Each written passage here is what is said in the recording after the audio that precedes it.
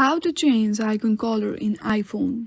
To change the color of app icons on your iPhone, you can use the Shortcut app to create custom icons with different colors. But there is also another way to do so. First of all, launch your settings on your device.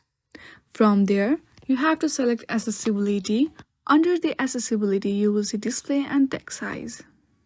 Now, from there, scroll down there, you'll see Classic Invert. You have to toggle on Classic Invert option.